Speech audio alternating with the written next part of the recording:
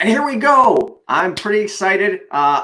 With us now is going to be Dean Meadows and Kenneth Leonard, and they will be debating, does God exist? And I will be the moderator, and I want to give a special thank you to Dean Meadows because obviously he knows where I stand. He's coming out of foreign territory, but that's okay. He's good with that. He's got a big smile. He's excited. Dean, how you doing? I'm doing great, man. Thanks again for the invite. I appreciate it. Absolutely. Thanks for doing this. And Kenneth, as always, it's a pleasure. Hey. How's it going? Good. You spelled your name wrong.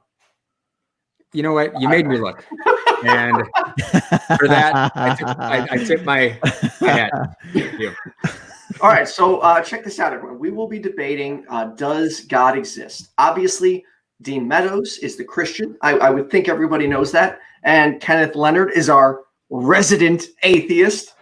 I don't think I can call him a defending champion yet until I get a title. We'll get like the title belt going. There you go.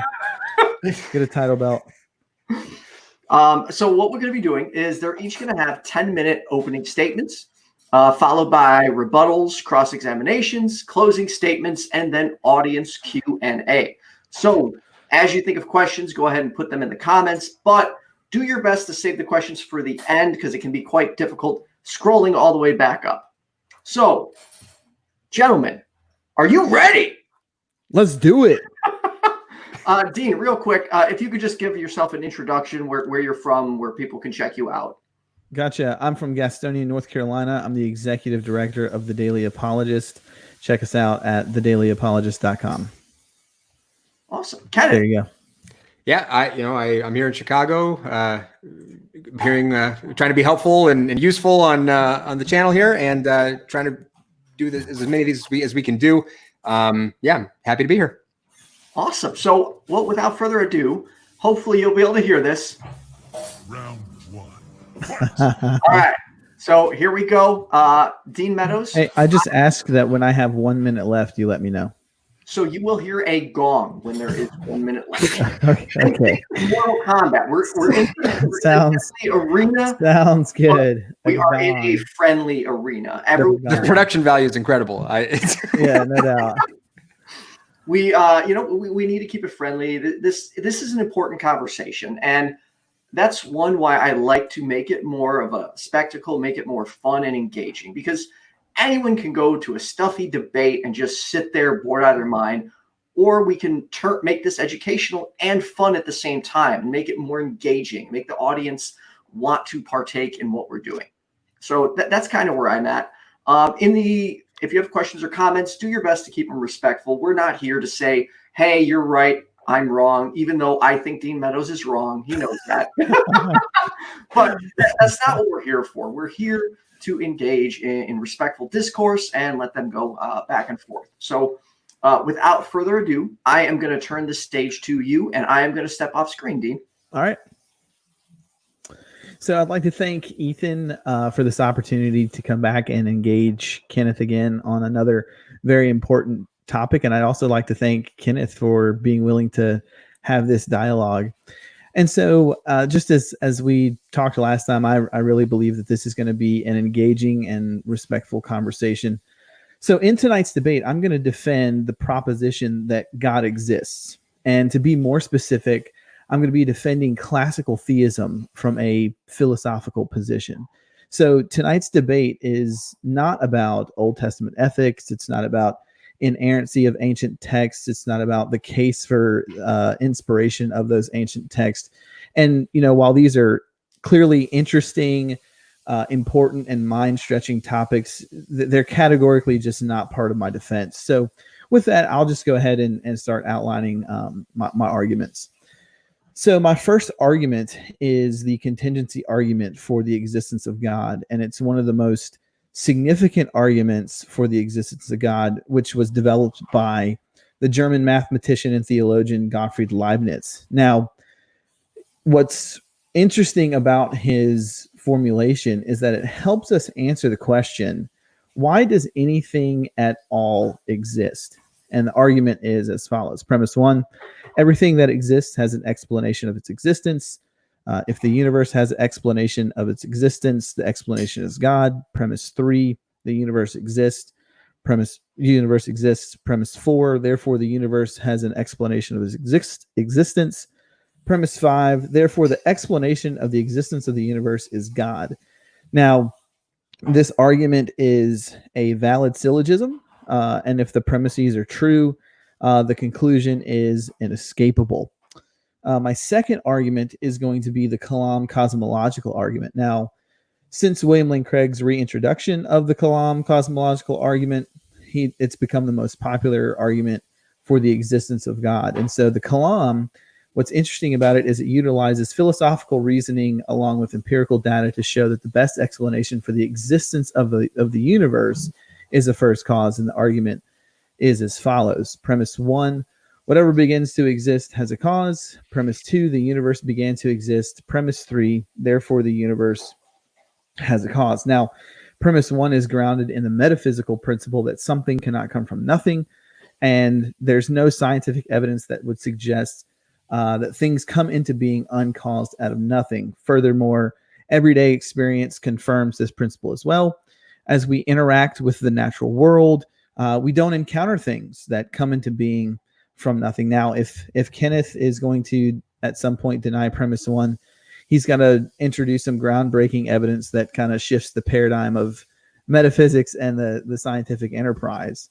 So then we move to premise 2, which is the universe began to exist. Now, prior to the 20th century, the debate around the origin of the universe were up for grabs, but I believe that it's clear with discoveries of the 20th century that the best explanation or the best answer for did the universe have a beginning is an emphatic yes. And this really starts with Einstein's theory of relativity that predicts a expanding or contracting universe. And then you have Friedman and Lemaitre that come along and they take Einstein's equation. They say, hey, the universe is expanding. Hubble confirms this with his discovery in the late 1920s. And then in the early 2000s, there's the Borg-Guth-Vilenkin theorem that says any universe that's been expanding throughout its history must have a beginning. So with premise 1 and premise 2 in place, we come to premise 3 that therefore the universe has a cause. And so the question here is, what's the nature of the cause? And that's where we turn to conceptual analysis when we look at this question. And so it seems that from conceptual analysis, that the first cause must be cannot be anything that's within the universe. So therefore, if the universe, as you know, at its core is made up of time, space, and matter, the cause must be timeless, spaceless, immaterial. It must be powerful to create the universe ex nihilo, and it must be personal, since there's no scientific explanation for the beginning of the universe. And so that is essentially how we would define some of the core concepts of God. And then my third argument is the ontological argument for the existence of God. And so I need to unpack some terminology here. And so the way that I'm going to do that is I'm going to just go ahead and give the definitions, and then I'll make my argument. 1 second. Let me make sure I've got this. Okay, there we go.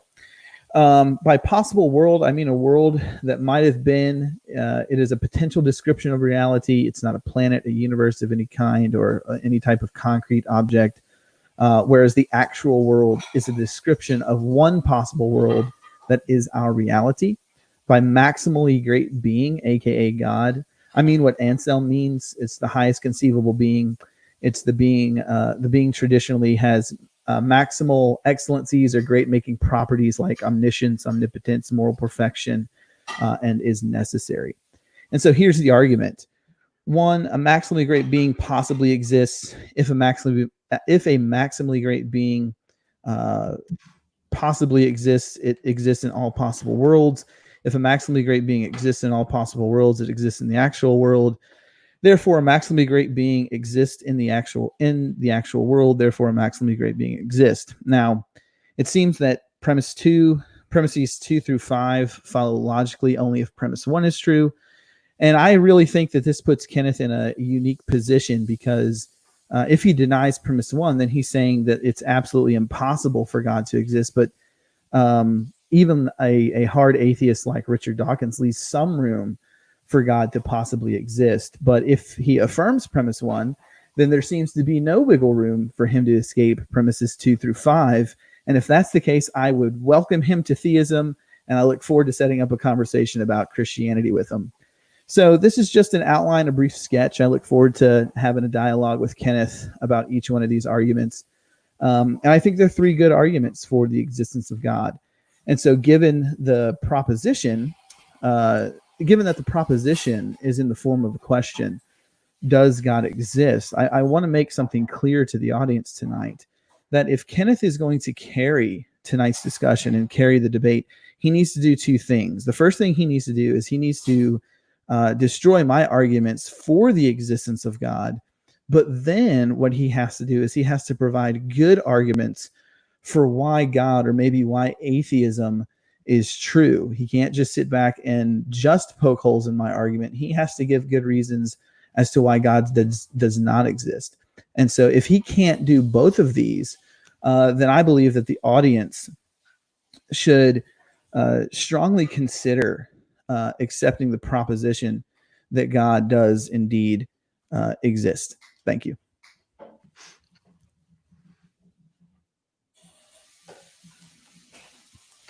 Did you want to yield the rest of your time? Because you still had 2 minutes. Yeah, I can yield the rest of my time to Kenneth. That's fine. Oh, I didn't even get to do my fancy gong. It's okay. There was still a minute left. Oh. I got super nervous and started talking really fast. All right, wait. I just got to do it anyway. Hang on. All right, there we go. All right, moving on. Kenneth, your opening statement, please. All right. Well, yeah, thank you, Ethan, for having me. Thank you to any viewers who may be tuning in, and thank you, Dean, for the very spirited opening to this discussion. I was reading yesterday, the University of Chicago Divinity School and the Associated Press, NORC Center for Public Affairs Research, published a report this month that was called How Faith Shapes Feelings About the Coronavirus Outbreak. The researchers polled just over 1,000 Americans and found that 63% of Americans who believe in God believe that the coronavirus is a sign telling humanity to change how we are living. And 1 in 10 Americans directly attribute the virus outbreak to, quote, human sinfulness. 53% of Americans believe God will protect them from being infected by the virus, and that number jumped to 67% among white evangelical Christians. And I was reminded of during the week following the 9/11 attacks, when Pat Robertson and the late Reverend Jerry Falwell had a conversation on the 700 Club, blaming the attacks on abortion, on feminism, gays and lesbians, the ACLU, and those who have tried to secularize America more broadly. Falwell said that the attacks, this is a quote, could be minuscule if, in fact, God continues to lift the curtain and allow the enemies of America to give us probably what we deserve. So I want to draw attention to the fact that when most people refer to God, they're not referring to a deistic or theistic sort of higher power that does not necessarily have a relationship with humanity. They're not referring to a first cause or a being that satisfies the necessary preconditions for an intelligible universe. What they're referring to is a specific God that is essentially an invisible guy or gal who absolutely intervenes from time to time in human affairs. They're referring to a God who hears their prayers, who may care who they vote for. This God touches their lives and may care about things like what they eat or who they have sex with. They often believe that certain books have magical or supernatural properties that distinguish them from other lesser books that are of merely human origin. And I wanted to open the night by letting you all know that I used to believe in such a God. For more than 20 years, I believed that I had a relationship with such a God. And that belief informed how I viewed the world. That belief gave my life hope and purpose. I used to think that it provided moral clarity and even allowed me to understand the origins of the universe. And today I can tell you that I know that my beliefs were wrong. Well, what happened? The single most transformational moment in my life was probably the moment that I decided to study my Bible. In my experience, most believers do not study their religious texts. They worship them. I had spent my life engaged in Bible worship and not Bible study. And Bible study is, in my experience, an almost surefire way to make atheists out of Christians. And as I studied my Bible, the merely human origins of what I believed was a divinely inspired book became very apparent. It became clear that the Bible was a work of literature, of mythology. It became obvious to me that my reasons for my religious faith were bad, and that the evidence in support of my faith was non-existent. And the key word to focus on here is faith. And I have found in my experience that arguments for God generally can be categorized generally under one umbrella. God is a gap filler. Where there is a blind spot in human understanding, God serves as a placeholder for actual knowledge. And we human beings are very uncomfortable with uncertainty. And it's very comforting to say God did it and to adopt a belief to satiate our need for an explanation for unexplained or unexplainable phenomena. But this is a problem. Perhaps the most problematic is the fact that this sort of amorphous concept of God doesn't really have explanatory power. I've heard Matt Dillahunty say that one doesn't solve a mystery by appealing to an even greater mystery. And when one posits a God as the solution to something like, a first cause or the origin of the universe, it just opens the door to more questions. And there's never been any human discovery where the answer has ever been God did it. Every phenomena for which we have an explanation has a natural one. And once that ground has been claimed by empiricism or by science, once we have an actual explanation, that ground is never reclaimed by the religious. Neil deGrasse Tyson has said before that God in this way is an ever receding pocket of scientific ignorance. And I consider the Kalam argument, which is a favorite of apologists. And I want to point out that it originated a very long time ago in Islamic philosophy, and has been popularized to some extent by Dr. William Lane Craig, but I think we can all agree most notably by Dean. So we start with everything that begins to exist has a cause, right? And then we go on to the universe began to exist, and then it concludes with, therefore the universe must have a cause. And it's a valid argument, and there are variations on this basic argument. But what's important is that we're supposed to ultimately reach the conclusion that this undefined cause is a God who created the universe, as Dean explained. And once you've accepted that this cause is a God, you're just a hop, skip, and a jump away from accepting that this cause wants you to love your neighbor, or to kill the infidel wherever you may find them, or that maybe you shouldn't bake a wedding cake for a gay couple because the cause might not like it. I want to draw your attention to the first premise. Everything that begins to exist has a cause. And no, this premise is never seriously challenged in debates. Atheists, myself included, have asked theists how they can know the universe began, and theists generally have some rather unsatisfying responses to that line of questioning. But I want to point out just how big the gap is in the argument, and the gap that is that apologists attempt to fill with God did it. So let's start. Everything that begins to exist has a cause. Well, how do we know that's true? I'm not arguing that the universe did or didn't begin to exist. There's another assumption being made here that I've never heard addressed in a debate like this. We know that every effect has a cause. By definition, an effect is the consequence of a prior action. But it seems to me that there's a sort of category error happening here where we're defining the universe as an effect. And how do we know the universe is an effect? We've never seen anything begin to exist in the ex nihilo creation from nothing sense ever. Anything we've ever witnessed beginning to exist has been a rearrangement of prior existing materials. So the first premise of the Kalam stumbles out of the gate saddled with at least two question-begging fallacies. There's an assumption that non-existence preceded the universe, as if non-existence is the default position, which is why defenders of the argument must assert that God is timeless and spaceless and immaterial, which is another way of saying God doesn't exist ever or anywhere. But there's also a more subtle hidden premise that here that the universe is an effect, which necessitates a cause.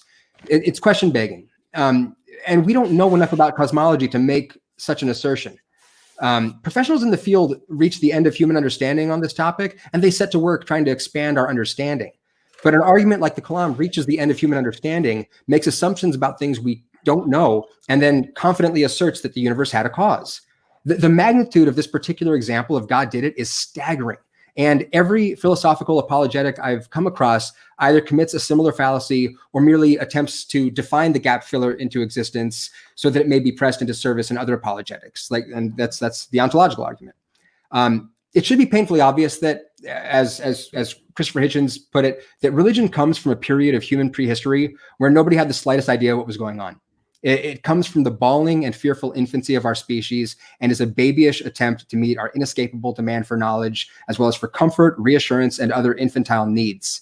And in light of this inescapable truth, I want to draw attention to the other major area where God is often used as a gap filler, which is in establishing how we should live our lives.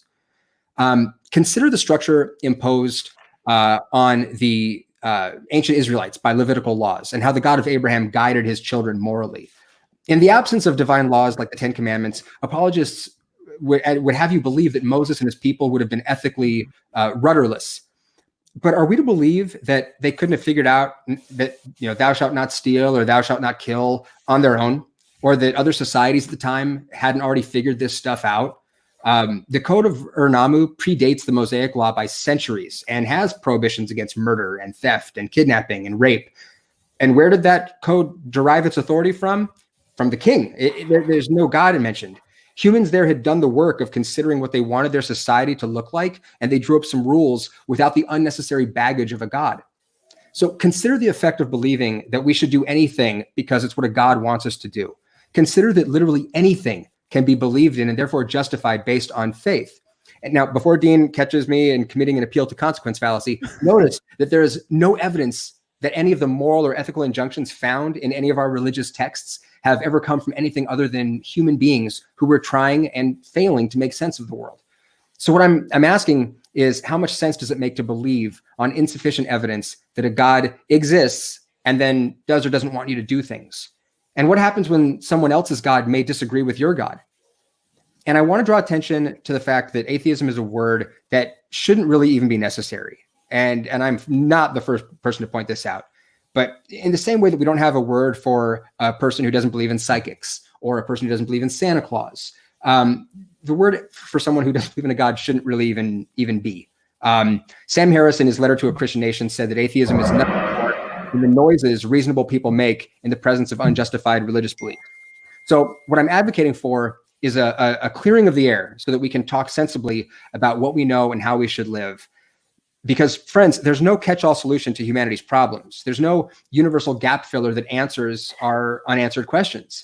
As a species, we appear to have been left wholly unsupervised, and we have the responsibility of figuring out what to do about it. So until such time that sufficient evidence has been presented to justify the belief in a theistic God, which is what Dean is arguing for, we must withhold that belief and get to work liberating ourselves from what Blake referred to as our mind-forged manacles, because it's man-made stuff we're talking about here. There's no shame in having the intellectual and moral courage to admit that our conceptions of God are nothing more than premature attempts at understanding the universe. I think I'm at time. Yes, you are at time. I'll stop rambling. I didn't want to rudely interrupt. You're good. Hey, Dean, just to be fair, he did get about an extra 2 minutes. That's fine. So, okay. Just want to make sure we're all on the same page. Awesome. So I can understand why Kenneth is a good lawyer. Don't give me extra time. That's so not fair. Don't worry about it. It's all right. good. awesome. Just let me know. We're going to move on to 5-minute rebuttals. So, Dean, we will be starting with you. And we've added a new feature. If you want to ask questions to them live, there is going to be a link. I'm going to add it to the comments in just a second. You could come on in the last 15 minutes and ask them questions live. However, all questions need to remain respectful and friendly. So in the meantime, Dean Meadows, stage is yours. All right. What a impassioned opening statement by Kenneth. I greatly appreciate it. Now I want to go down his list that he opened up with. Whether I get to all of them or not doesn't matter. I'll get it to the second rebuttal or cross-examination. So I'm just going to take my time and unpack these as best I can. So he mentioned these stats about 63% of people say this about coronavirus and this, that, and the other about coronavirus. And that's simply, that's simply, I don't think carries any weight in the discussion we're having tonight about God's existence. What people think about what God might command them is a different question than whether or not God exists. So that seems to be off topic, a rabbit trail there. And even if we call this thing first cause or theistic God, that doesn't negate the possibility that the first cause or the God of general theism still couldn't interact with humans. He said that one of the things that he did that caused him to convert or deconvert to atheism was his Bible study. I can make the same reverse argument that says what made people believe in God is that they actually studied the Bible. So whatever he's positing there about Bible study can simply be reversed from the other end. He talked about God being a gap filler. None of the arguments that I've put forward tonight are I don't think they're gap fillers. They're deductive arguments that utilize philosophy, or two of them utilize empirical data in a deductive argument. And if it's a deductive argument, the conclusion follows logically. And in those, especially the Kalam, the three premises of the Kalam are religiously neutral. So I don't know how Kenneth would say that that's a gap filler. Kenneth said that this God is mysterious. Okay, well, who says he's mysterious? Maybe he's presupposing. That I guess, because if the arguments for theism are true, then it doesn't necessarily follow that he is mysterious. Maybe he's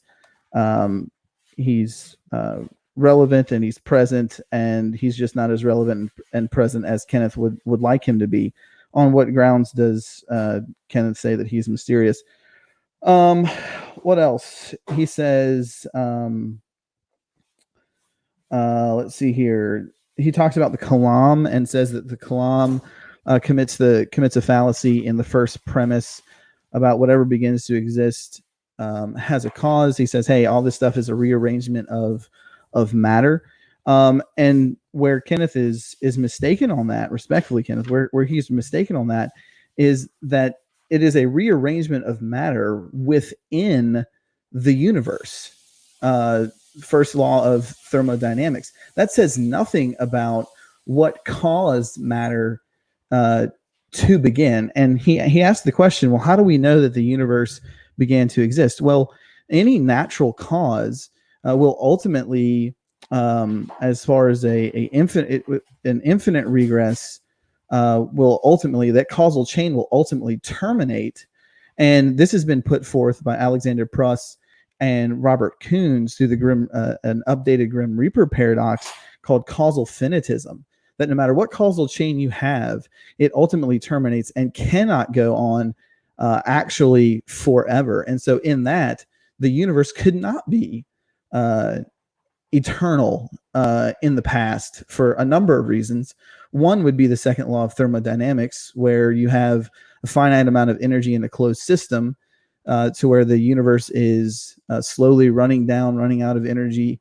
Well, if it's slowly running down out of energy, but it's past eternal, why hasn't it experienced heat death yet? That's a question I'd like to pose to Kenneth for his follow-up. Secondly, you would get all types of weird paradoxes, and this is seen in the classic Hilbert's Hotel as well. And we can get to Hilbert's Hotel later. I think he commits a genetic fallacy with Hitchens' quote. He says there that it comes from that religion comes from the infant stages of human beings. Just because we might have religion might originate in a stage of human infancy does nothing to show whether or not the arguments are true or not. And so it seems like he's simply presupposing humanism and presupposing naturalism in his opening statement. Thank you, Dean. Moving on, Kenneth, it is now time for your rebuttal. You have 5 minutes on the clock.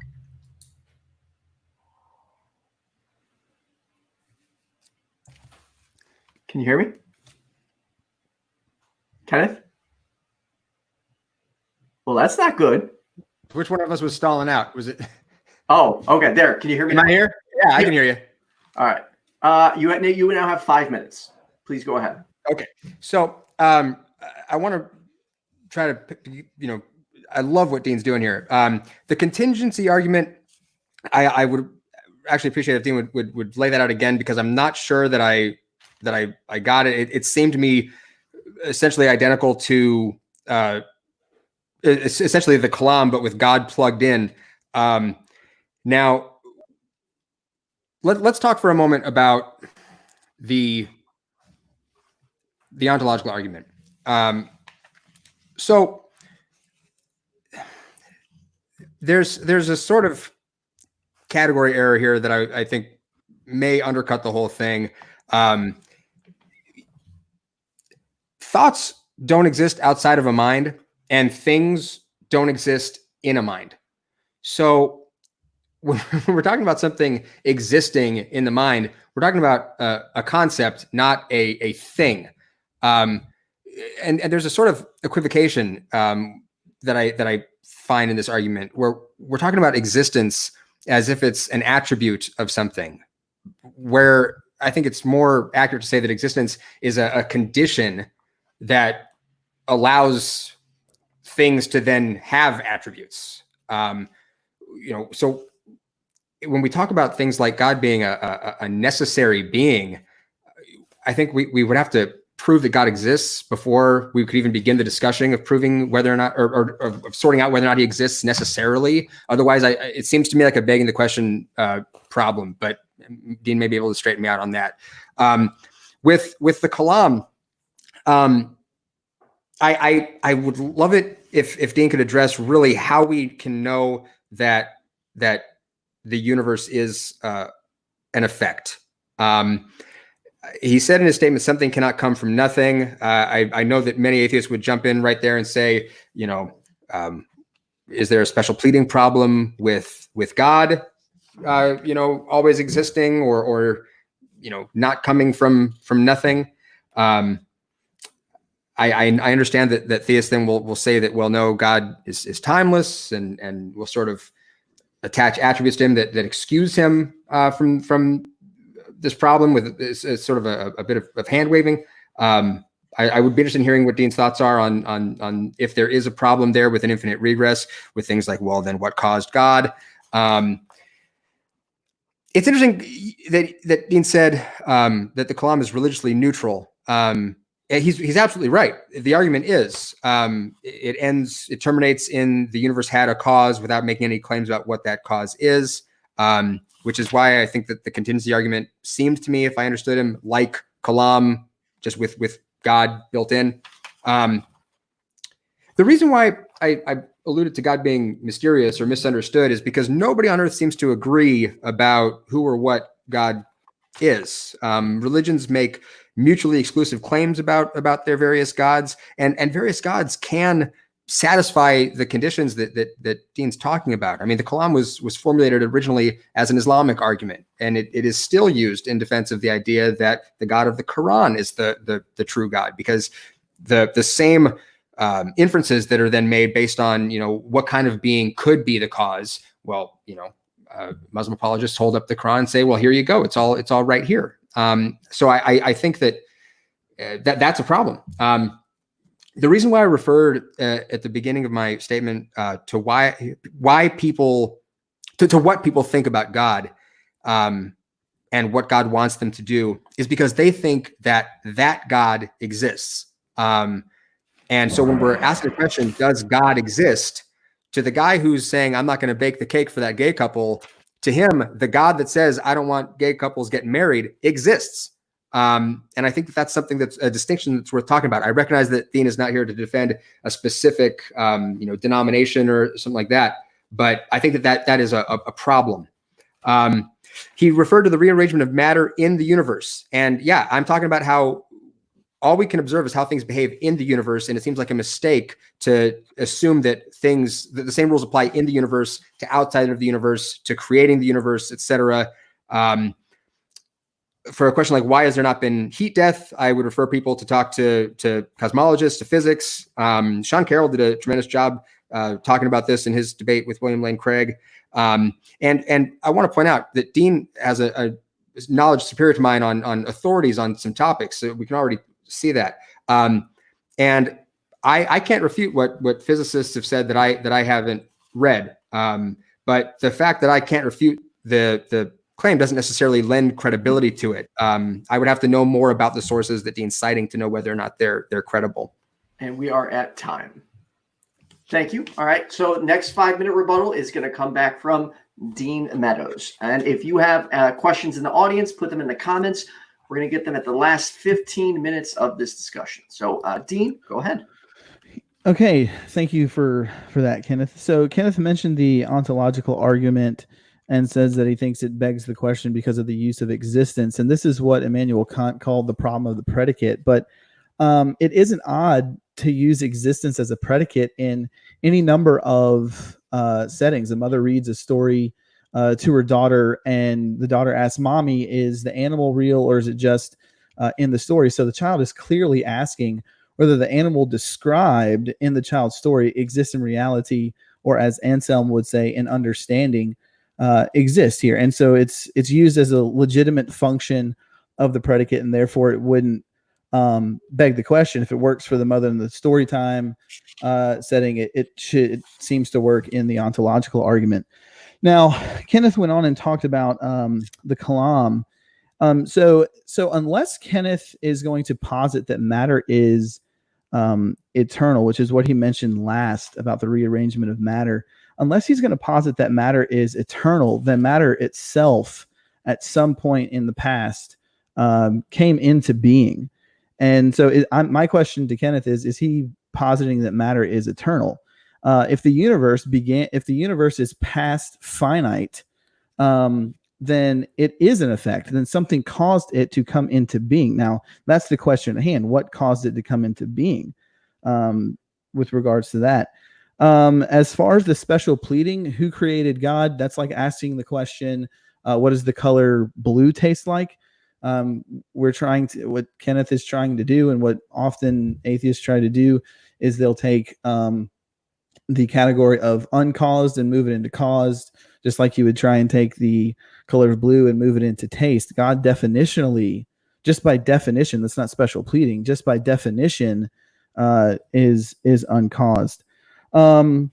So he said, hey, these arguments are used everywhere and for different religions, and multiple people disagree about things with regards to God, and that seems to be a problem for theism. But there are a ton of things that people disagree about in the scientific community, but they agree that these things exist. It's just at how do they exist, and how are we paring down to getting a better definition or understanding of how they exist. And I think that's the role of theology. That's the enterprise of investigation and wonder, and I dare even say skepticism. So I don't think that just because people disagree about certain things, or just because the Kalam argument is used for multiple religions, has anything to do with whether or not God exists. It just means people might have a disagreement about the nature or the function of God. That doesn't do anything to undercut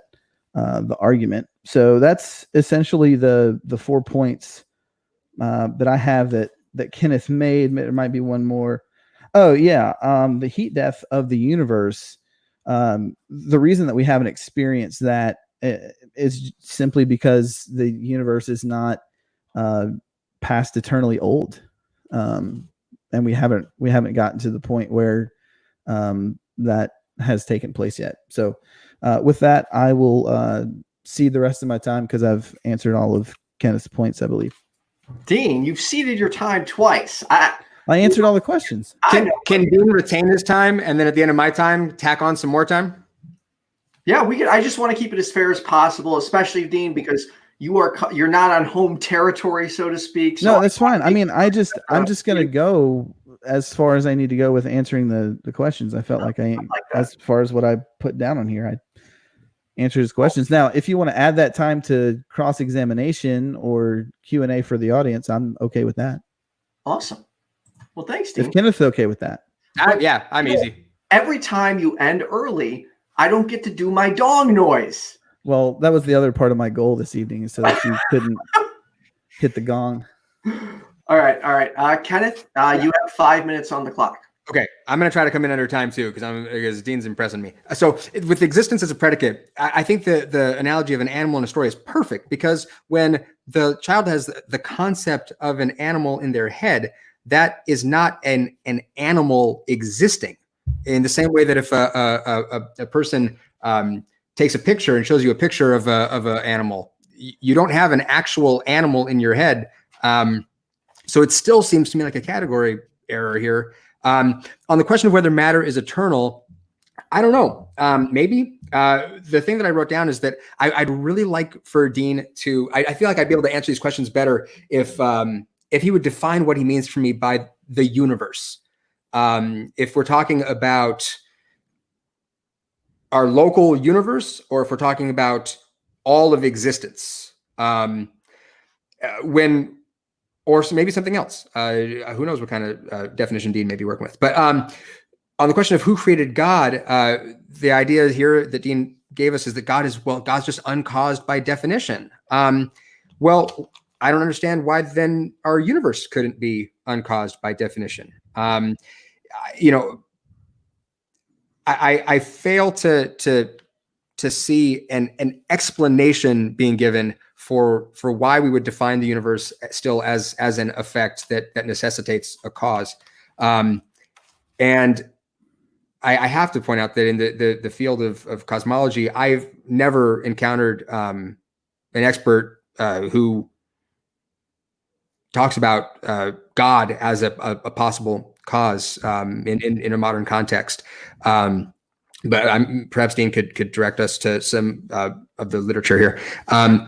On the question of heat death, I don't know how we could say that it's because the universe is not, is finite in time. I understand that we can sort of track our universe down to a very low entropy moment in time. But asking what happened before that seems to not make sense using conventional models. And I found a quote that I should throw out here because Dean brought up the Guth-Vilenkin theorem. This was from Sean Carroll's debate with Craig. So what Carroll sort of corrected Craig on was that there was this implication that the universe had a beginning. Carroll says that is false. That is not what it says. What it says is that our ability to describe the universe classically, that is to say, not including the effects of quantum mechanics, gives out. That may be because there's a beginning, or it may be because the universe is eternal, either because the assumptions of the theorem were violated or because quantum mechanics becomes important. But the interesting thing that I feel like it needs to be pointed out is that neither Dean nor I are physicists. We're not cosmologists.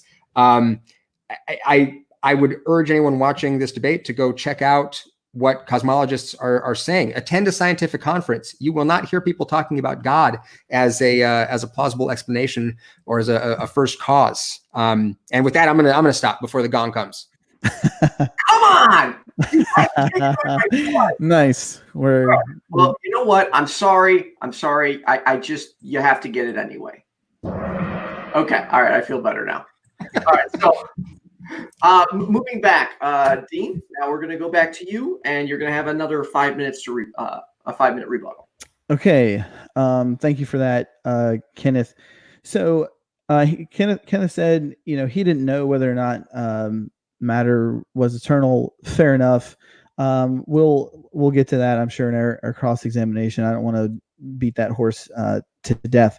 So what I mean by universe is all of space-time reality. That's what I mean by universe. And now Kenneth mentioned, how do we know that? And you can correct me if you need to right here, Kenneth.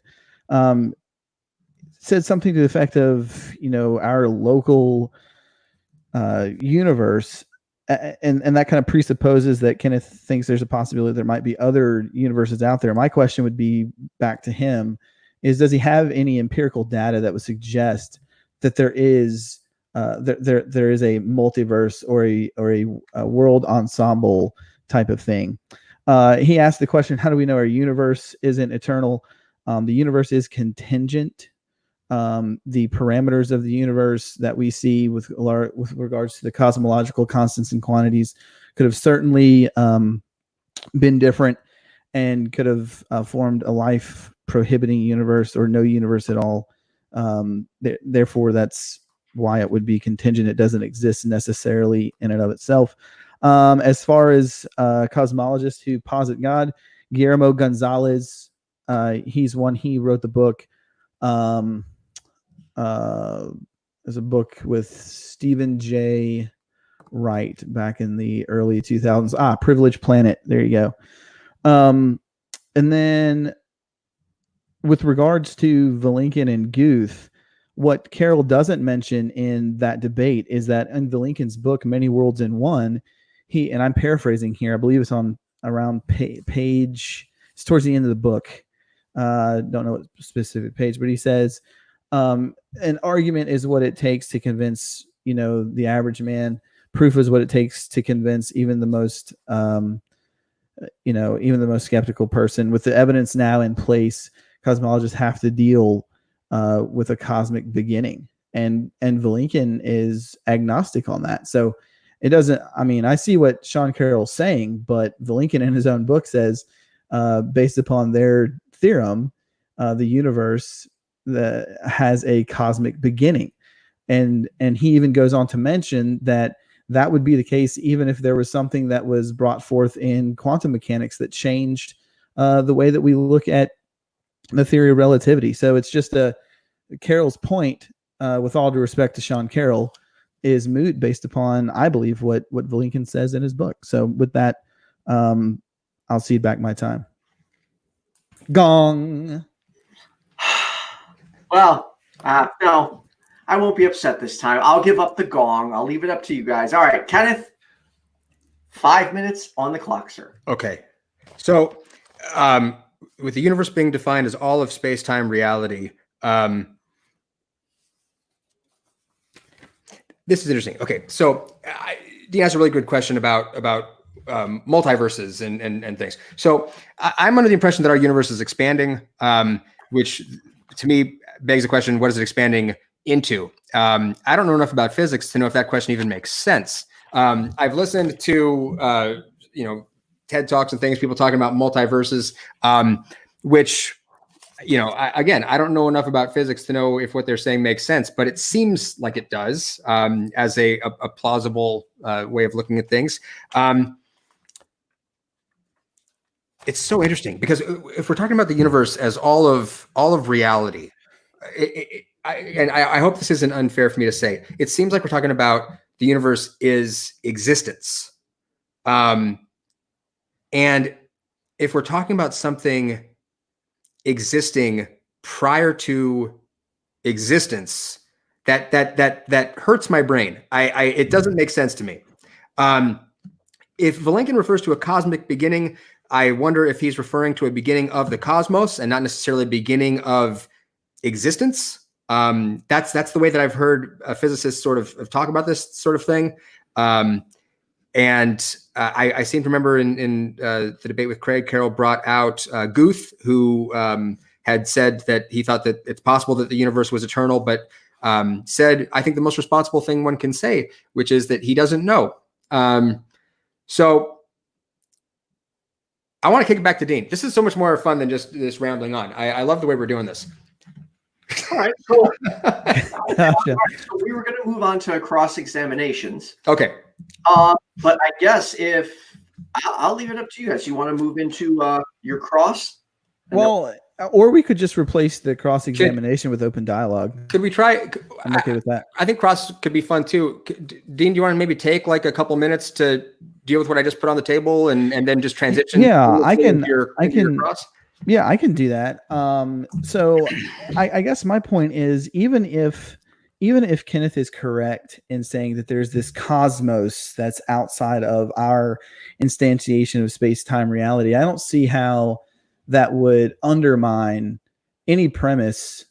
Maybe the second premise would be changed to the cosmos had a beginning outside of the universe, but I don't think it disrupts anything with regards to the Kalam argument. I don't think it disrupts anything with regards to the contingency argument either. So that would just be my point. So I guess my cross-examination period for Kenneth would be a couple of things, and namely when it comes to the Kalam, what you said, you don't know whether or not matter is eternal.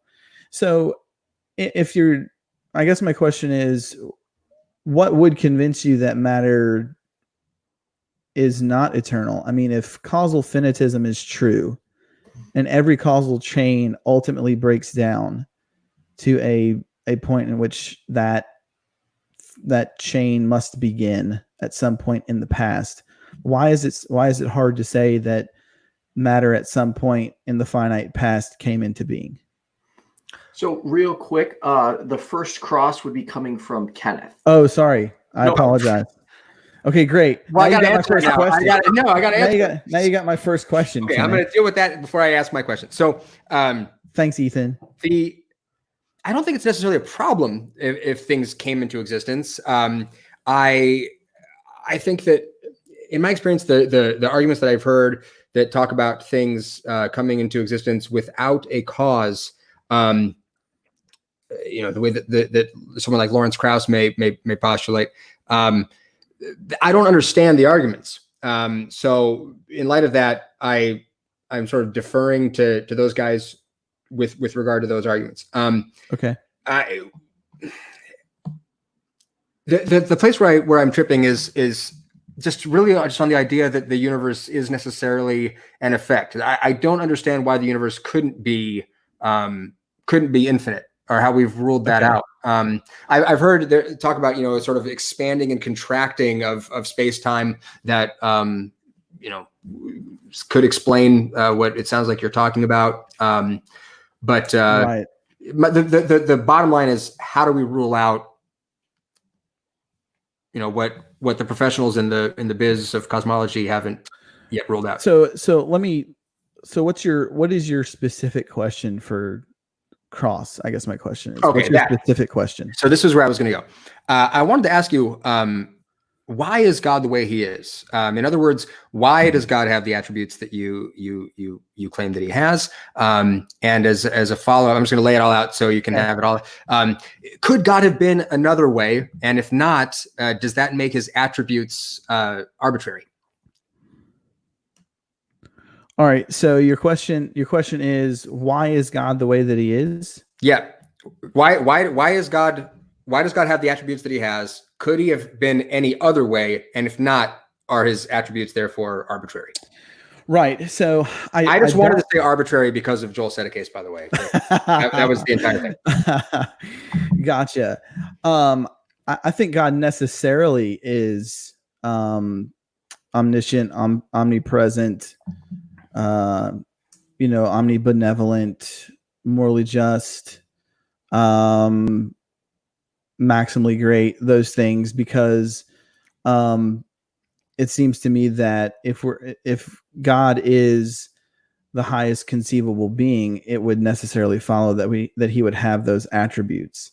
So for instance, if God is not all-knowing, then that means there are things that surprise him, and if there are things that surprise a maximally great being, then he's not maximally great. Can I tack something on there? This is off the cuff here. If I can conceive of a being that I think of as being greater than the God of classical theism, does that then create a sort of super God that supersedes the God of classical theism? According to the ontological argument, according to what Anselm said, that if you could conceive of a being that was greater than God, then that being would be classified as God, because he would have that God would have more maximally great attributes. Cool. Last thing, if I still have time, I hope I don't run out. I had heard you and the reason I brought up Craig and Carol was because I'd heard you in another discussion refer to Craig as the GOAT, and I just thought that was great. And so there's a quote that I've mined from Craig that I wanted to run by you. He says, okay, and I'm sure you've heard this. He said, "The way in which I know Christianity is true is first and foremost on the basis of the witness of the Holy Spirit in my heart. This gives me a self-authenticating means of knowing Christianity is true, right, apart from the evidence. And therefore, even if in some historically contingent circumstances the evidence that I have available to me should turn against Christianity, I do not think this controverts the witness of the Holy Spirit." I wanted to ask you if you agreed with this, and if say we could get in a time machine and go back to the resurrection and the stone has not been rolled away, would you still believe based on the witness of the Holy Spirit? Yeah. So just because I believe that, I just want to make it clear, because I have been called a William Lane Craig parrot before, even while I'm not saying that. I'm not saying that you are. I'm not saying that you are. are. Yeah. But divine disbelief, what's up, man? I love Nathaniel. He called me a parrot, and that's okay. I run with it. But anyways, just because I think he's the GOAT as far as Christian apologists doesn't mean that I agree with him on everything. And this is one of those areas where I do disagree with William Lane Craig on that. Specifically because I don't necessarily know, not once again, haven't studied it in any depth. But it seems to me when you look at the conversions that take place in the New Testament, it is because, evidence has been provided for a specific reaction. So for instance, Jesus and the blind man comes to Jesus, Jesus heals him, and that blind man believes that Jesus is who he says he is. You have instances where Jesus is even says in John 10, I believe it's John 10, if you don't believe my words, believe me for the works that I do. Right? That's an appeal to empirical data that suggests that Jesus is who he says he is. So I'm more along the lines in that lane. So I to answer your question, to wrap that up, I don't necessarily agree with Craig on that point. And I'm willing to be proven wrong. I think that's a super fair answer. That's all I got, Ethan. Well, that's perfect because Dean, now it's your time to. I didn't hear a gong. I didn't hear a gong. So I didn't. Gong. I was going to play the gong, but you were talking at that point, Dean. Okay, gotcha. Your response short. So Dean, Gotcha. now's your chance. Get those gloves off. Now you get to jab Kenneth. Well, he already caught my first jab because I went out of turn. So yeah, let's just pick it up there with the eternality of the universe, or the infinity of the universe. Do you believe that, for instance, there could be an infinite number of chairs that actually exist in reality? There's just this chain. No. Okay. You don't believe that there's an infinite number of buildings that could exist actually in reality? No. Okay. So why would we then believe that there's an infinite number of past events that could actually exist in reality? Well, if we're talking about events, we're talking about time and sort of conventional notions of time. And my understanding is that our math breaks down at a certain point in describing time. I don't know if it makes sense to talk about eternity, thinking about it in terms of time or infinity in a mathematical sense, beyond a certain point, beyond time, as wild as that is to even say. I don't know if that fully makes sense. So I guess my point is, an infinite regress would apply to chairs. It would apply to buildings. It would even apply to time. And so it seems to me that if you have a actual infinite regress of anything, you come up with certain, absurdities. So for instance, if I had an infinite amount of time, if I had a book that had an infinite number of pages, and I had an infinite amount of time to fill that book, I could never fill that book because there's always another page and there's always another piece of time. Right. But with chair, and so my point is, like, it seems to me that even with time, the fact that the universe, contained within itself, it just seems to me that when it comes to the eternality of the universe, it seems like there's this, not you, but just in general, this taxi cab fallacy that takes place where we want to say that there's a cause for everything. In the universe, we don't have a problem with it. There's a cause of this, there's a cause of that, there's a cause of this, there's a cause of that. But then when we get to the universe, it's like, oh, no, we're not sure. We don't know. There's no way there. It seems like there's some nebulous reason for there not being a first cause of the universe. I mean, you believe in Big Bang cosmology, right? I understand that as being the commonly accepted model. Yeah, it makes the most sense. So if that's the instantiation, if the singularity there is the instantiation of time, space, and matter, it seems to me that before that, there was no time, there was no space, there was no matter. I'm not aware of that being.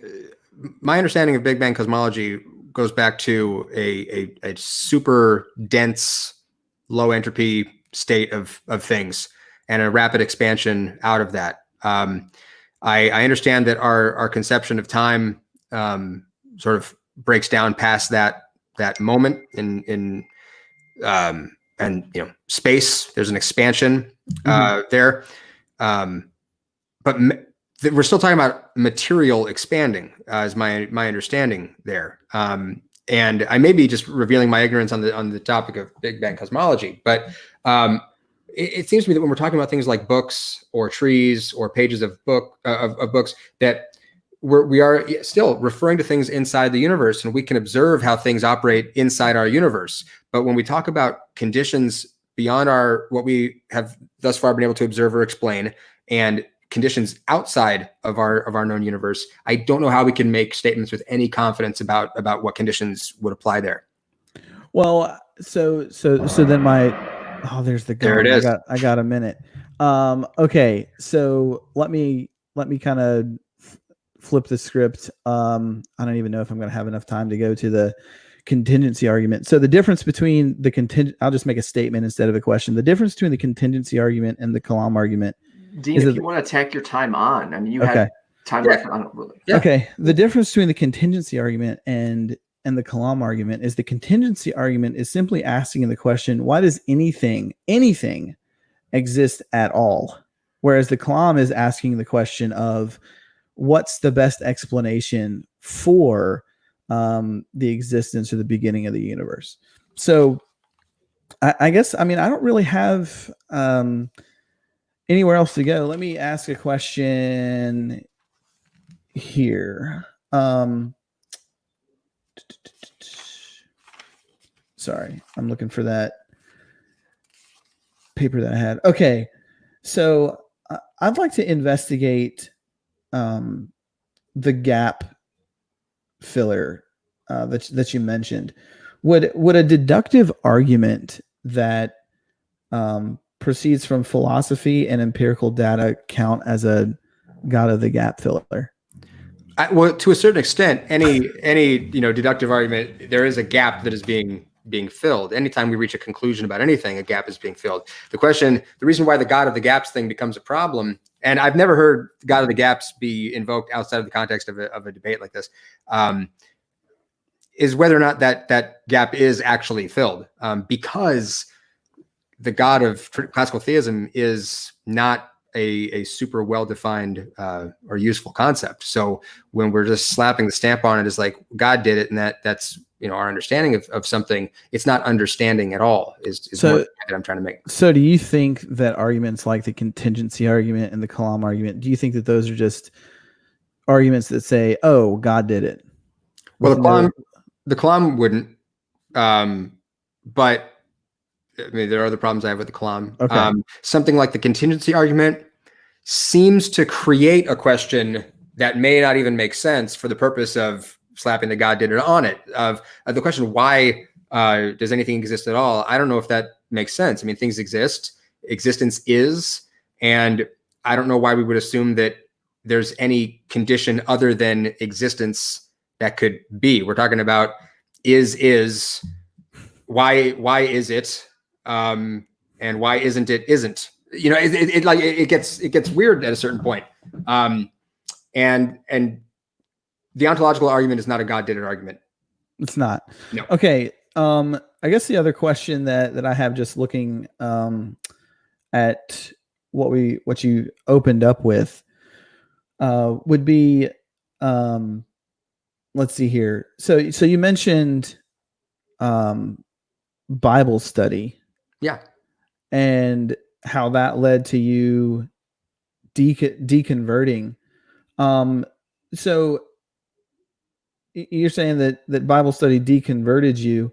So I guess my next question would be, are people who study the Bible and go from atheist to Christian, are they valid in their reasoning for being a Christian since they studied the Bible? Because I'm just asking. I want to mine this a little bit. It sounds like you're saying I studied the Bible and I deconverted. Well, what about the people who study the Bible and they convert? Every single one of those that I've ever come across was not rational in their reasons for adopting Christianity. It ultimately boils down to emotional. So how do you know that you were rational when you deconverted? Well, and I also want to say, I want, in the interest of fairness, I want to say that I am not saying that it is impossible for somebody to rationally approach the Bible and to become a Christian. But the failures of the Bible just became more and more obvious to me the more I read. And the further application of reason seems to confirm my initial issues with the text. I would say that the reason why I would trust my rational faculties is that they seem to produce positive results. But things like you'd mentioned properties of God being, just all-knowing and omniscient. And I know that you've heard people talk about the contradictions there related to whether or not God has free will. There's the problem of evil comes to mind as something that seems unresolved in the Bible. We can have a whole debate about the problem. Yeah, I'll tell you the first crack in the armor was that I was a Calvinist. I would say I still am a Calvinist, but you still are a Calvinist, but you're I'm an atheist Calvinist because the Calvinism still strikes me as being biblical. So what the first crack in the armor was that if God knows ahead of time, if God's all knowing and all powerful and knows ahead of time who is going to accept the offer of salvation, why continue to create people who he knows are not going to accept that offer and are just going to be doomed for eternity? That was the first question that started the ball rolling. Just for food for our next conversation. Gotcha. So,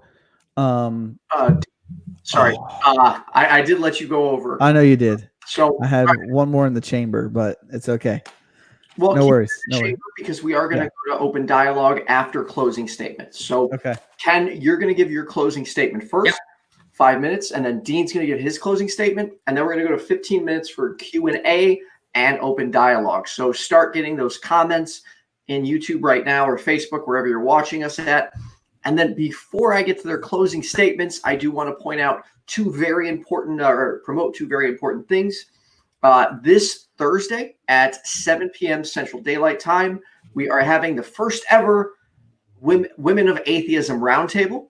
Really excited about that. It's going to be hosted by Cynthia McDonald, and it will be featuring Jenna Belk from AXP, Cindy PLAZA, Jenna from the ACA, Nervardia, and one half of Divine Disbelief, Susan Turpin. So anyways, Kenneth, please go ahead. It's a sweet group you got lined up. So the question before us tonight was, does God exist? And my immediate question is which one?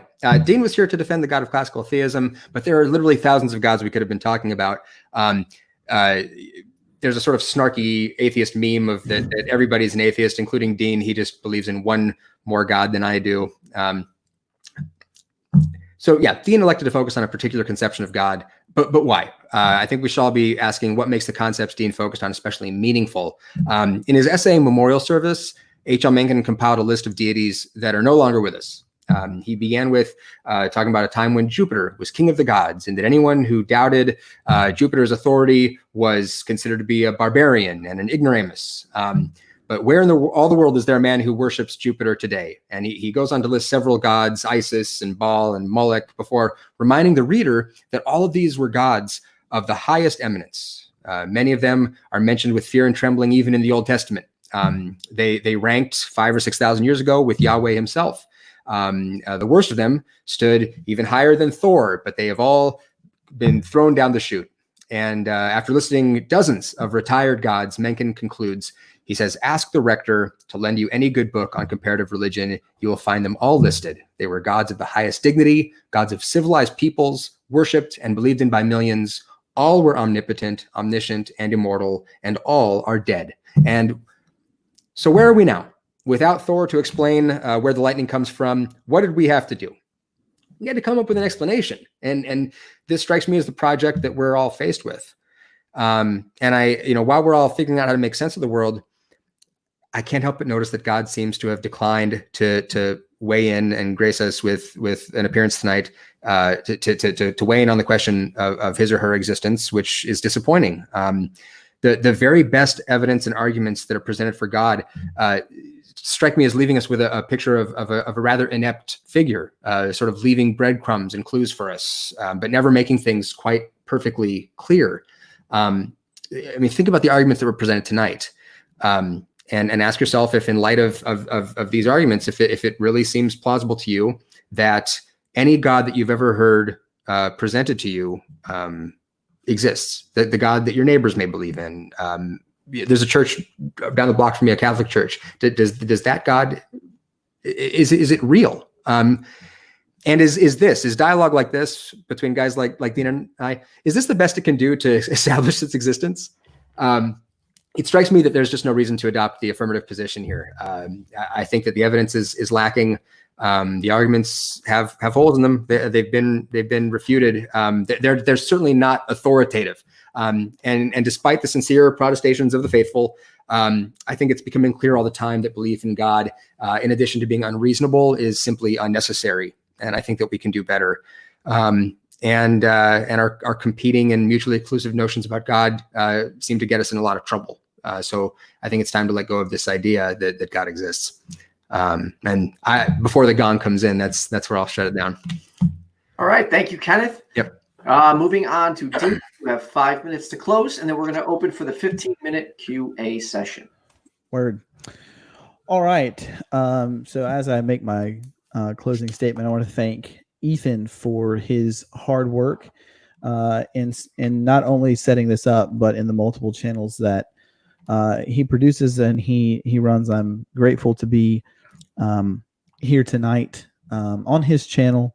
I consider him a friend. I consider Kenneth a friend, and I could do this with Kenneth like Batman could fight the Joker for all of eternity.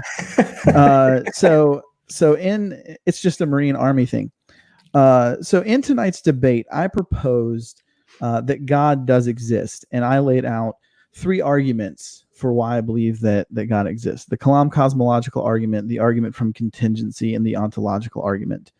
And I also noted that in order for Kenneth to carry the debate tonight, to carry the conversation tonight, he needed to tear down my arguments, but also give good arguments for why God does not exist. And I don't believe that he has done that. So he didn't do that. He gave little evidence for why God does not exist.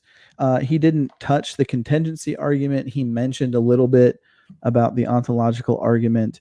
And then I believe that in questions about the first premise of the Kalam, as far as the existence of the universe and matter, he said that matter, he didn't know whether it was eternal or not. He said he didn't know why the universe couldn't be eternal, yet causal finitism, the Borda-Youth-Vilenkian theorem that I laid out, and 20th century discoveries in cosmology clearly refuted what Kenneth said there. But also, in his defense of his position, what did Kenneth actually provide us tonight in the conversation? So he opened up with a statistic about what people thought about COVID-19. He mentioned Christopher Hitchens' thoughts on primitive man, and he appealed to his own personal study of the Bible and his experience. And while these are I don't want to discount his personal experience, but ultimately what these are things that are off topic with regards to the proposition, or simply appeals to personal experience that don't undercut any of the arguments that I laid out. And so with that, I believe that the proposition holds, or the affirmative holds, that in answering the question, does God exist? He certainly does, and that the audience needs to strongly consider belief in God. And I would invite Kenneth to do the same. Are you conceding the rest of your time? Yeah, I'm done. Oh, well, sweet. Thank you, Dean. I don't even know how long I went there. Only about a minute, 2 minutes. That's fine. So not very long. Okay, so we're going to get to audience questions. Also, feel free, if you have any questions for each other, you can. But the first question is coming from none other Then Joel set a case from the Think Institute. It's not more a question, it's a statement directed at you, Kenneth. By having this debate,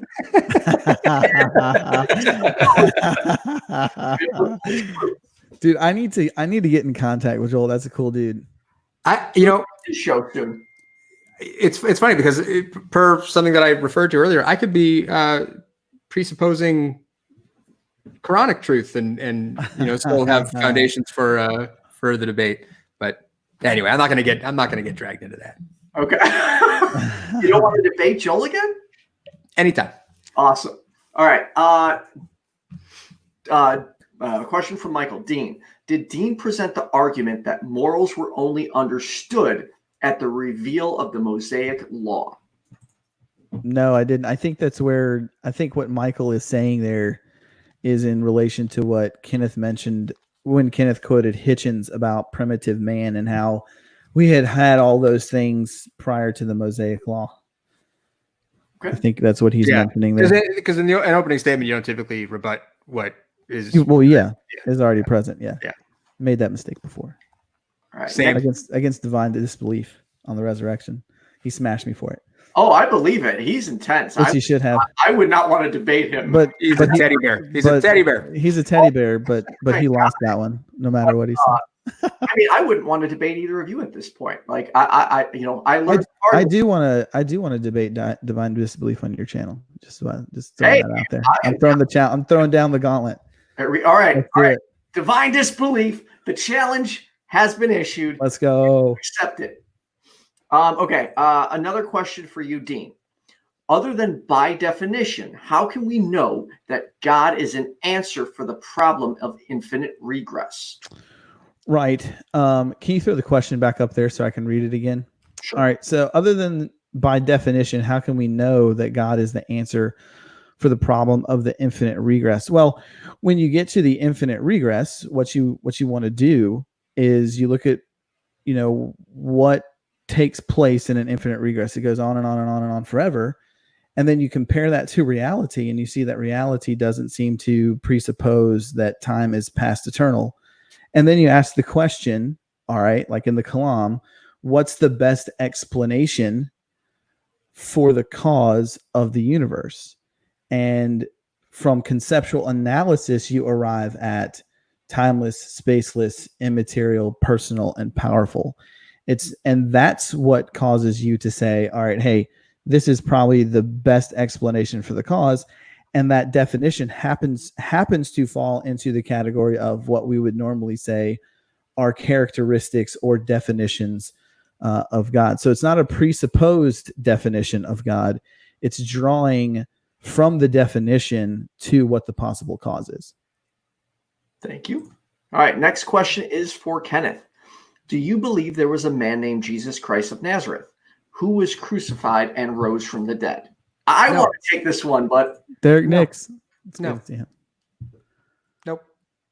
Okay, so just for clarity, you don't believe there was a man named Jesus Christ at all. Is that correct? Well, I mean, Kenneth, don't hurt my heart here. Don't hurt my heart here. I'm not a mythicist, and but asking if there's a guy who had a name. Maybe there was a guy who had a name. Maybe he was of Nazareth. Maybe he was crucified. But we start to the thing comes off the rails there at the end with this whole rose from the dead thing. So it makes sense to me that the biblical stories are myths, but I think that making this assertion that there was no starting point there, I don't think that can really be defended. I think that it's plausible that there could have been a guy who, sparked the stories. Okay, thank you. Next question is from a man Lucas. Lucas is coming for it. Lucas, I really do. Kenneth, when you say you studied the Bible, what resources did you use? Commentaries, exegetical. Thank you. Exegetical dictionary. Yeah. Or did you just read it? All of it, man.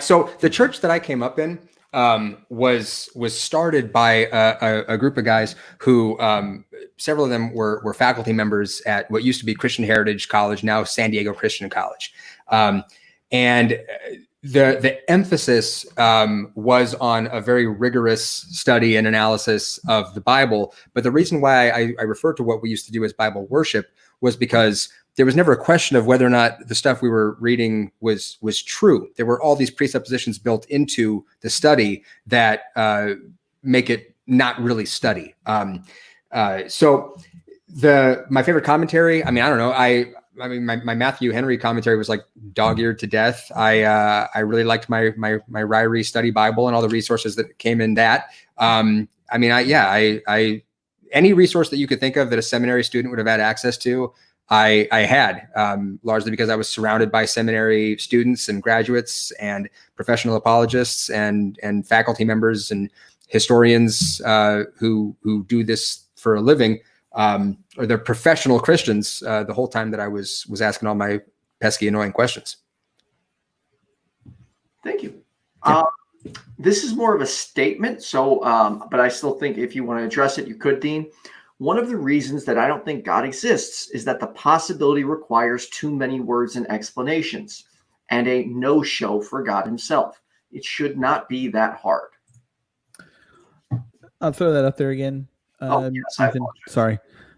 So, I mean, who is that by, Arthur? I would just say to Arthur Ward, there are a multitude of things that have many words and explanations, even within the natural order. Would he say that because there are multiple words and explanations in the natural order, therefore those things are too hard to understand, or we shouldn't try to understand those? And I don't understand what he means by no show. I mean, that seems to be a bias on his end, because I would contend that if the arguments are true, then it's not a no-show.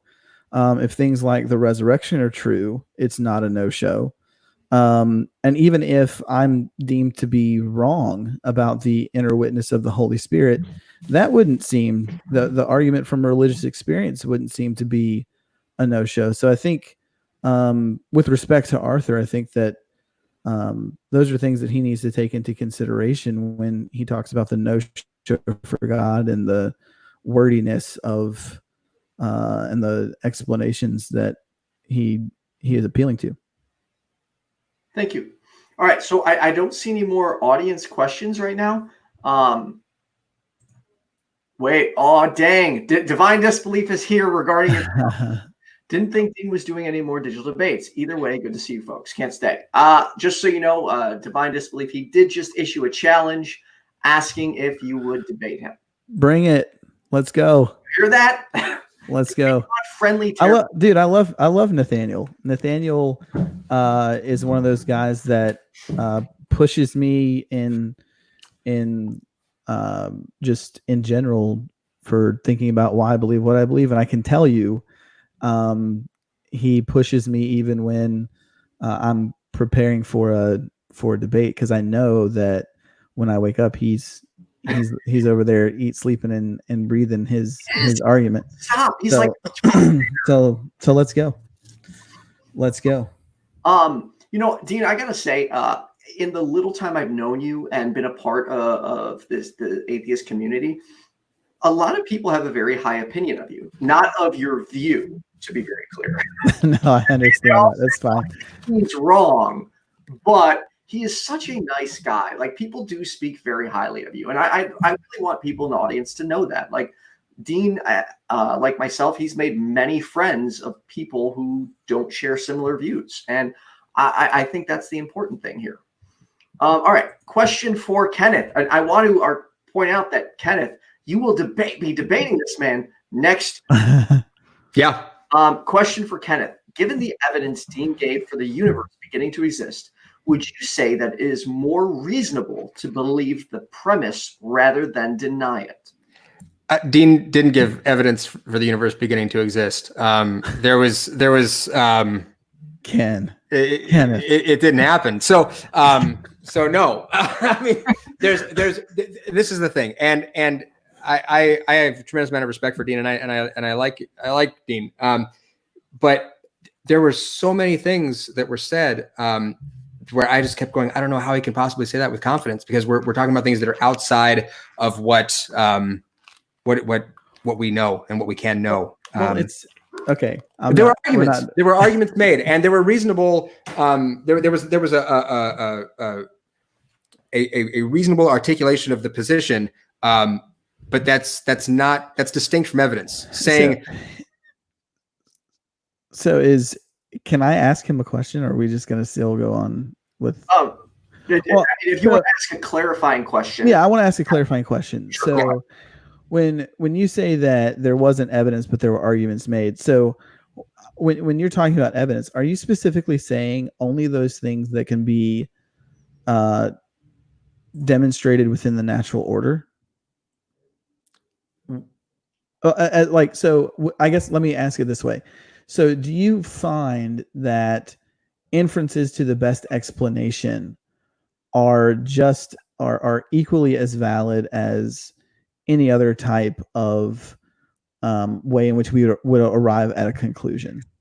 I would agree with inferences to the best explanation are just as valid. I think that's as valid as it gets from based on my epistemology. So the issue though is if we're talking about there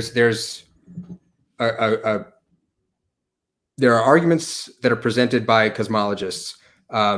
Some people who are experts in the field say the universe could be eternal. Some disagree. None of them, to the best of my knowledge, invoke God as an answer to this problem. When we're talking about the question of how do we make the jump from everything that's in our universe that is an effect, has a cause, how do we go from there to all of reality beginning to exist had a cause that exists outside of space-time and all the rest? And when we're asked, well, how do we know that thing exists outside of space-time and all the rest? There's just this thing, well, by definition, that thing has these properties. You're aware of what the problems are that people have with these arguments. There is a fair bit of special pleading that's happening. And I understand you don't see it that way. No, I got you. I'll let the audience continue to ask questions. If we get a lull, I'll come back to that if the host will allow me to. Unless he's gonna let me muddy the well here. Unless he's just gonna be, a biased host and stick with the atheist side. Hey! I'm just kidding. I'm just kidding. Okay, would you like to address that? Because of course I understand. Well, let's get to the audience first. That's where we are, and if we have time, I'll do that. Okay. Kenneth and I are never going to agree on that anyway, so we're just going to beat a dead horse. I would never say never. I try to be reasonable. I don't know. All right, we have two last questions. This one, Kenneth, coming in from Lane. I'm sorry, it's covering your face. If there is, wait, hang on, I got an idea. Nobody's missing my face. If there is, I'll just keep rotating. If there is no God, then doesn't that make mortal life pointless? If there was no pre-existence and no afterlife, then our existence is pointless. There is absolutely a God, and he is our loving, eternal Father in heaven. Right. So, no. If there's no God, then would you mind leaving it up so I can make sure I speak to it, because I want to respect the question. It's exactly the opposite. If there is a God, it may make life essentially meaningless because we're operating under this, celestial dictatorship is the term that Hitchens like to use. In the absence of a God, we're free to figure out what the point is. For the point of someone, Ethan has found a point in life in establishing a community here online and creating this platform.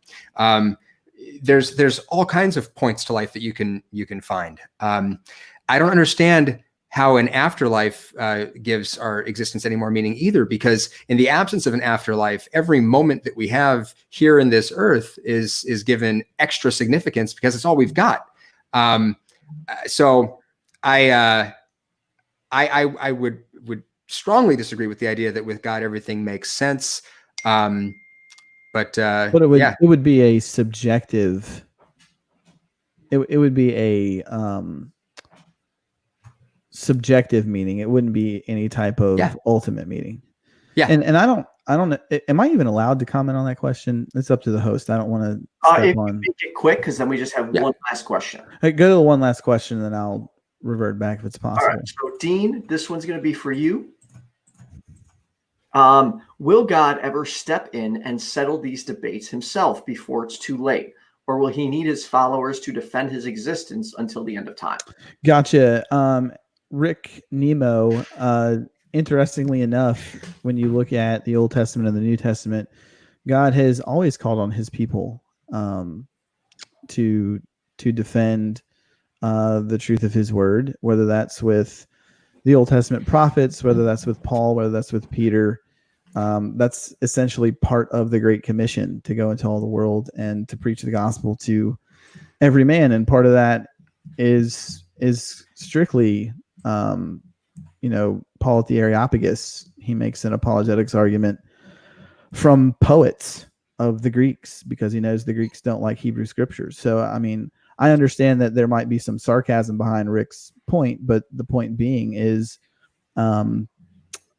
his people have always done that. So, all right, thank you. So, all right. All right. Go ahead. No, we're out of time. So I wanted to just give you Dean, where can everyone check you out at? Right. thedailyapologist.com. We are also on Instagram, Twitter, Facebook, the cesspool known as TikTok. You're on TikTok. You're on TikTok. Oh my goodness. The Daily Apologist is on TikTok, baby. We're on TikTok. Is it apologetics? It's the Daily Apologist TikTok page. I just sit there and respond to Godless Engineer, and that's about it.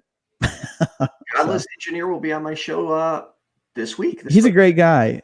I love that dude. I understand that he's I hope he doesn't slay me for this, but he's very bombastic on screen. But when you do a private chat with him and talk to him, he's not the same character that he is. Not that there's hypocrisy there. It's just he's just not the same cat, and he's really cool. So you're just landing all of them there. I don't know how Michael. it's happening. Just crushing it. Crushing it. All the atheists like Hemant Mehta, who are anybody are coming here. Right. So that's good. Cool. You should try and get Dawkins. Get Dawkins on here. Yeah, and I have like 298 subscribers. Dawkins is here, so yeah, baby steps. I'd like to make a jump, but just baby steps. I'm waiting for the day where it's Ethan Michael is the host, Dawkins versus Craig. I would do that in a heartbeat, and I bet. Dawkins won't. Dawkins won't. Dawkins won't because he cares a lot about Canaanites.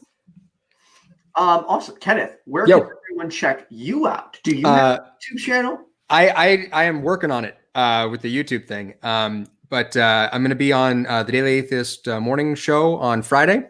I'm going to be talking to Aaron on here next week about morals and if secular humanism, atheism has a grounding problem. I'm on here. By the way, Aaron and Twitter. By the way, Aaron is a member of the Daily Apologist, so you're just gonna get like the whole crew. I'm getting ganged up on. There we go. There you go. I did want to make a point that today the sort of conversational space here shrunk a little bit because Ravi Zacharias passed away, and while I strongly disagree with many of the man's positions, I think that we should be respectful and honoring of people who put it out there, who will enter the arena, so to speak, and publicly defend their positions. So it's a sad day in that respect. Appreciate that. Yeah, and I definitely second that. And then real quick, I personally just want to address this one. God talks to me constantly. Prove that to me, and I need proof that God talks to you. I hear Kenneth just huffing and puffing. No comment. Okay, cool. So everyone, real quick, I want to thank you both for doing this. This has been a pleasure. And the most important thing when we end this is, wait, let me see if I get this right. We got a high five. They're like High five. the three-way. Come on, Dean. All right, hold up. Where are you? I gotta go this way. This way. Okay, I got Here, and then these. then here. There you Boom. go. There you go. Awesome. Woo-hoo. There we go. All right. That was awkward. Yeah.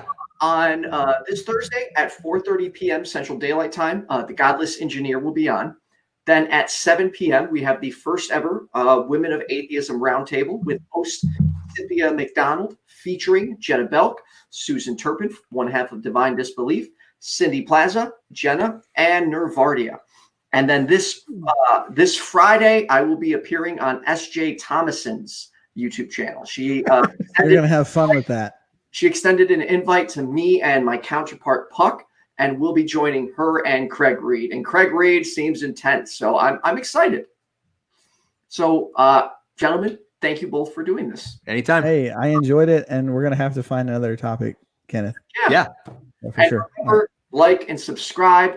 And Dean, as you know, I hope you felt welcome here. I hope you know, dude. Always listen. I tell people all the time, like, I was in the Marine Corps for 6 years. There's nothing that I haven't heard or has been said to me that